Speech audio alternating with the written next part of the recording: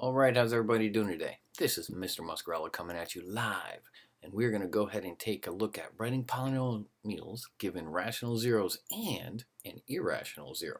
Now you might be asking yourself, what's a rational zero? Now remember, the word rational just means it can be any expression or any number that can be written as a fraction a over b.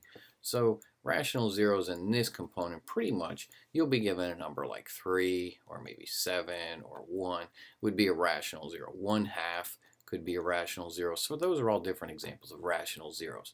Now the irrational zeros, yuck. Those are ones that involve the square roots. So you could have like square root of 2, square root of 3, and sometimes you even might get something like this, 2 plus a square root of 7. I mean, those are all different types of irrational zeros because you can't write those numbers as fractions no matter what you do. Hence, they're called irrational zeros or irrational numbers. Now, one of the things that you'll see direction-wise in a lot of these kind of problems will be this kind of piece. Write a polynomial function of least degree that has rational coefficients, a leading coefficient of 1, and has the given zeros.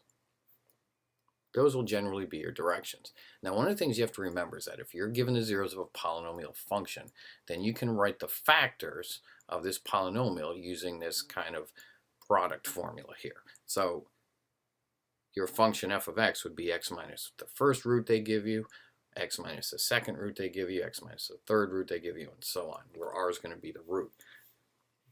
Now, just kind of as a quick example, say you had these two zeros, like, oh, one of the zeros is 1 and the other one is, say, minus 3, and we'll just keep it pretty simple. So f of x would be, if I wrote that as a product of factors, my first one would be x minus my first root is 1, so x minus 1 times x minus, now you don't put x minus negative 3, you change that to x plus 3. Now that, in an algebra 2 or above level, you should be able to look at that and expand that mentally, because you would end up with x squared plus 2x minus 3. So that polynomial, x squared plus 2x minus 3, would have the zeros of 1 and negative 3. But we're not here to talk about that. We're here to take a look at a really, really funky one. So check this guy out.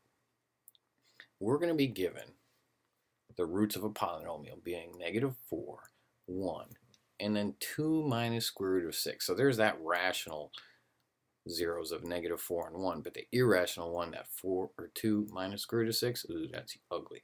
But before this, let me kind of go back real quickly and take a look at this problem. For this piece, I had two zeros. I was presented with two zeros of 1 and negative 3. And a couple things happened. Look at my degree. My degree was 2 for my function when I was all done. So that's pretty cool. So the degree and the number of zeros are definitely related. So that's something to make sure that you pay attention to. So if that's the case, how many roots are there for this? We're given 1, 2, and 3. Now here's a very common error with this. You've got to remember that when you are presented with an irrational root, like in this case 2 minus the square root of 6, they come in pairs. And those pairs are usually called complex conjugates. So they're going to go ahead and there's going to be a fourth root. So you're going to have the negative 4, 1, 2 minus the square root of 6, and 2 plus square root of 6. Now those are going to be your 4 roots for this problem, which means when we're done, we should get an exponent of something to the 4th power. Okay, so that's kind of something we're going to take a look at. You know, we want to kind of be thinking of in the back of our mind. But anyway, let's go ahead and write this as a product of factors. So go ahead and do that. And what I want you to do is pay attention to the parentheses when I write my irrational roots. So I'm going to have x plus 4 times x minus 1 times x minus 2 minus the square root of 6 times x minus 2 plus the square root of 6. So that's my original problem with the roots. Now I'm going to use a very important algebra property that you guys learned way long ago, but even before that, I'm just going to kind of get rid of the parentheses. And I'm going to regroup the parentheses here to be around the x minus 2. Now, do you remember which property allows you to do that? Go ahead, take your time. I know you're going, oh, I should know this. And you should, because it's a simple property from Algebra 1 called the associative property. So if you recognize you can use the associative property to do that, good for you. Now the reason I want to regroup the x minus 2 is because when I go ahead and do some multiplying, I'm going to take these two pieces, the x minus 2 plus square root of 6 and the x minus 2 minus the square root of 6, and when I use the distributive property, I'm just going to take a look at those two, and I'm going to end up with this. So I haven't touched the x plus 4 and the x minus 1 yet. I'll deal with that in the next step. But here, I took x minus 2 plus the square root of 6, x minus 2 minus the square root of 6. And when I found their product, I rewrote it as this. And some people might be looking at that like, what?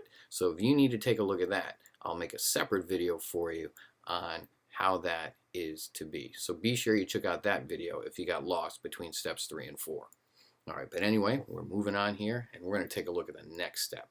Now I'm going to expand, so what I want you to do is go ahead and use the distributive property for both the x plus 4 times x minus 1, as well as expanding x minus 2 squared. Just go ahead and do that step, and then come back and see what you end up with. You might want to hit pause, because I know it's going to take a little bit. Bam! Did you end up with that? You should have, and that should be pretty straightforward if you're in Algebra 2 or above.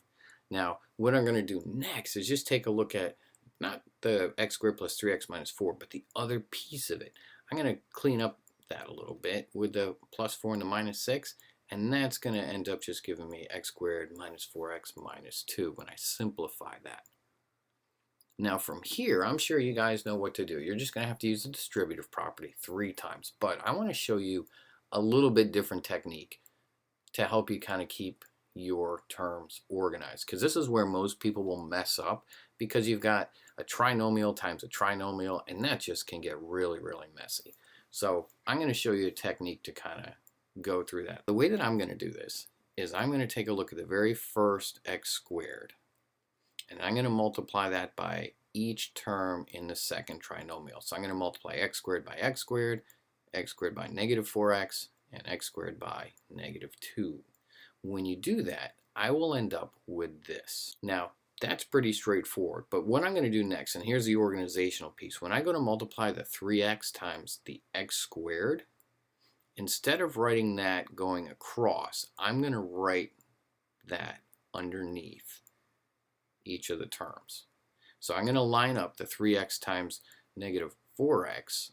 When I get that product of negative 12x squared, I'm going to line that up underneath the term that also has an x squared. So I line my terms up that way, and that might help you stay a little bit better organized.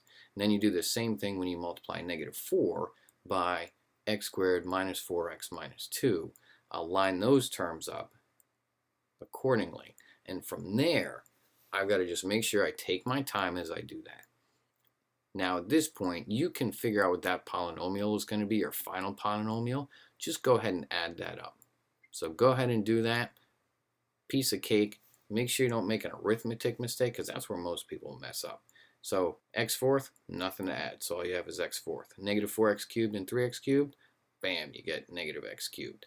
And then when you combine your squared terms, you end up with negative 18x squared plus 10x plus 8. So your final solution is just f of x equals x to the 4th minus x cubed minus 18x squared plus 10x plus 8. Man, that's a lot of stuff. Now, if you got that, good for you. I'm real proud of you, because I know that's not easy. That's a lot of work for one problem.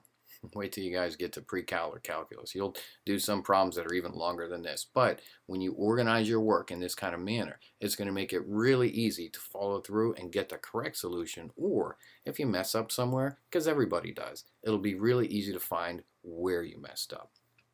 So make sure that your mathematical writing is good, it's neat, it's organized, just like this. All right, I'll be real proud of you guys. In the next video, I'm going to show you how to verify this solution to make sure that you got it right using your graphing calculator. So if you have a TI 83, 84 graphing series calculator, go ahead and take a look at the next video, and you will see how to verify this solution, that you wrote the original problem correctly with the roots, but that also your final solution was correct. All right, that's it for today. Thanks for watching this. Peace out.